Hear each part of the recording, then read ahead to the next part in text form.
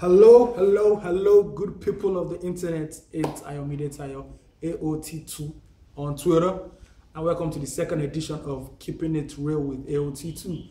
Now, what's that all about? Simple. This new vlog series, which is exclusive to purposecentral.com, is where I'll be giving my opinion analysis on what's happening in the Nigerian music industry. It's simple as that.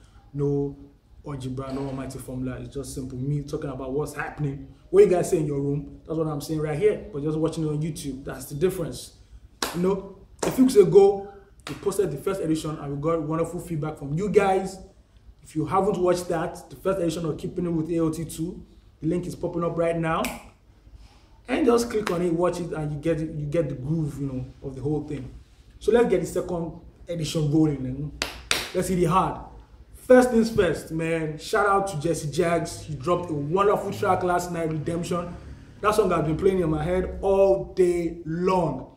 Now, Jagz is a problem because this is a guy who I knew. When I first knew Jagz, he was a rapper, right? And he was a very wonderful rapper. Rappers loved him, you know, the whole tongue twisting thing, he was on point. Later he decided to do pop music and people were like, why? You know, why are you doing pop music? You're a dope rapper. And he does pop music, he brings out songs like Waiting Day, and you're like, my lord, this guy is just so talented.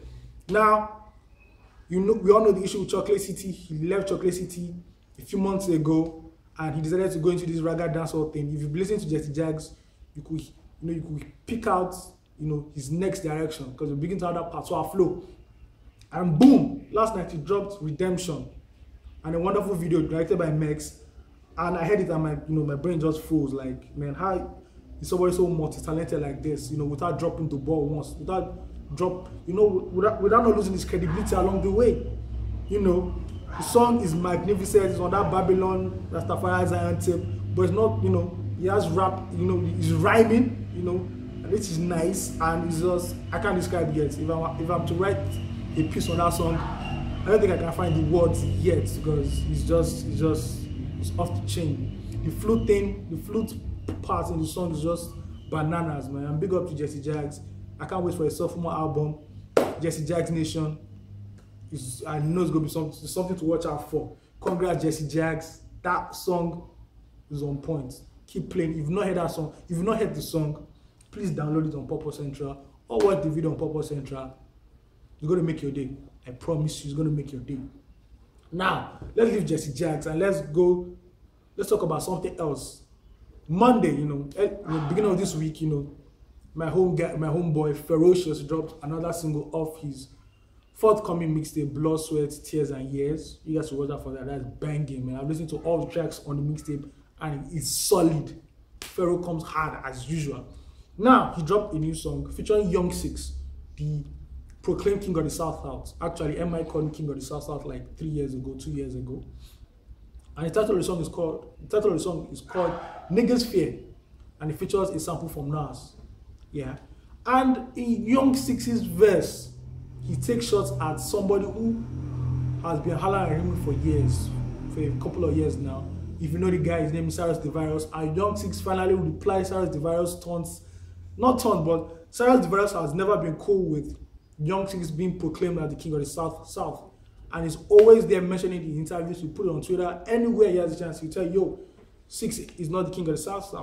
And I guess the Young Six, just got tired of everything and just decided to let one off. Just 2 bars, but man, it was hot for like 2 days on Twitter.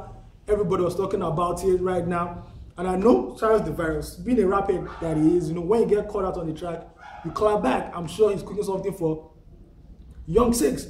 What are my thoughts on it? Simple. Kings, there will always be the issue of kings in hip-hop, like, oh, you're the king of New York, yeah, the king of the South, blah, blah, blah. But it's whoever says he's the best that will be recognized as the best.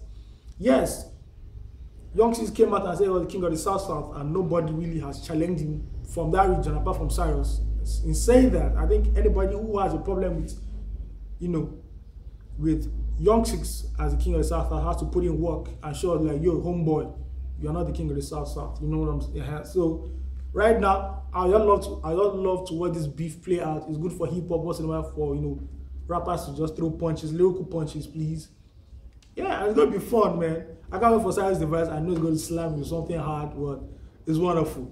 Next up, We've done, we talked about Jagz, we talked about Cyrus Tha Virus. Now let's land on a rapper who I think is the hottest rapper so far this year, and his name is Olamide, the YBNL Bado himself.